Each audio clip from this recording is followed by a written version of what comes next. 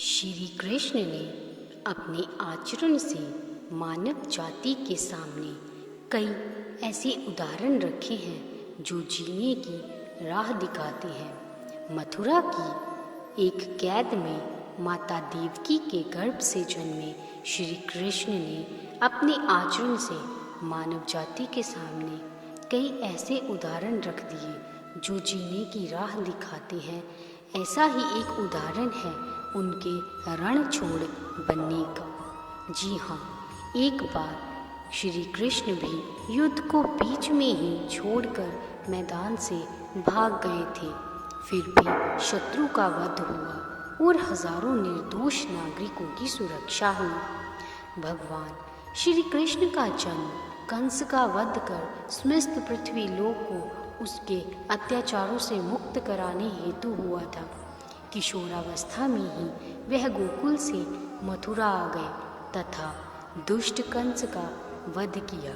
कंस की मृत्यु से दुखी उसके ससुर जरासंध ने एक विशाल सेना लेकर मथुरा पर आक्रमण कर दिया। इस आक्रमण में उसके साथ शिशुपाल और काल्यवन जैसे शक्तिशाली राजा भी शामिल थे। जल्दी ही सेना मथुरा जा पहुंची और मथुरा की राजसभा में कृष्ण तथा बलराम को सेना को सौंपने का संदेश भेजा गया। इस युद्ध को टालने तथा मथुरा के निर्दोष नागरिकों को बचाने के लिए कृष्ण ने रातों रात वहां से सैकड़ों किलोमीटर दूर समुद्र में एक नई नगरी द्वारिका का निर्माण करवाया। अपनी माया से उन्होंने समस्त नागरिकों, उनके पशुओं तथा संपत्ति को नींद में ही नई नगरी में पहुंचा दिया। अगले दिन सूर्योदय के समय कृष्ण तथा बलराम जरासंध की सेना के सामने जा पहुंचे और उसे लड़ने के लिए चुनौती दी। जैसे ही जरासंध और दूसरे राजाओं ने कृष्ण को मारने के लिए शस्त्र उठाए, दोनों भाई भागने लगे। उन भाइयों के पीछे जरासंध तथा काल्यवन जैसे राजा भी भागने लगे। कुछ ही देर में दोनों भाई बहुत आगे निकल गए और उनके पीछे केवल मात्र काल्यवन रह गया। उसे देवताओं ने वरदान दिया कि उसकी हत्या किसी अस्त्र या शस्त्र से नहीं होगी। ऐसे में वह निर्भीक था और लगातार कृष्ण का पीछा करते करते एक गुफा में जा पहुंचा।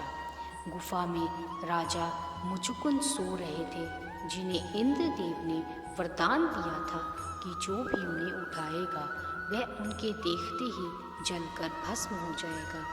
वहां पहुंचकर कृष्ण ने सोए हुए मुचुकुंद पर अपना पीताम्बर डाल दिया और स्वयं छिप गए।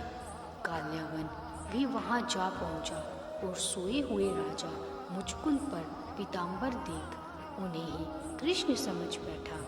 उसने मुचुकुंद को उठाने के लिए लात मारी, जिसके कारण उनकी निद्रा खुल गई और उनके देखते ही काल्यवन वहीं पर जलकर भस्म हो गया।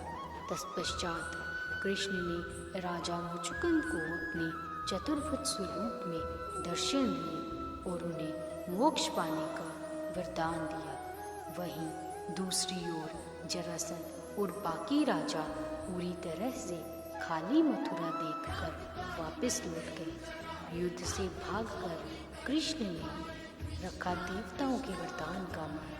कृष्ण चाहते तो स्वयं भी काल्यवन और अन्य अधर्मी राजाओं का वध कर सकते थे, परंतु देवताओं के दिए वरदान का मान रखने के लिए ही उन्होंने काल्यवन को राजा मुचुकुंद के हाथों मरवाया।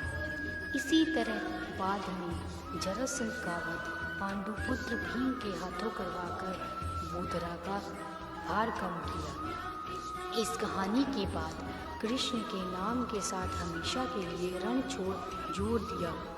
कृष्ण की इस कहानी से यह सीख मिलती है कि अनावश्यक ताकत का प्रदर्शन नहीं कर बल बुद्धि से काम लेना चाहिए। इस तरह हम अपनी शक्ति को खर्च होने से रोक सकते हैं और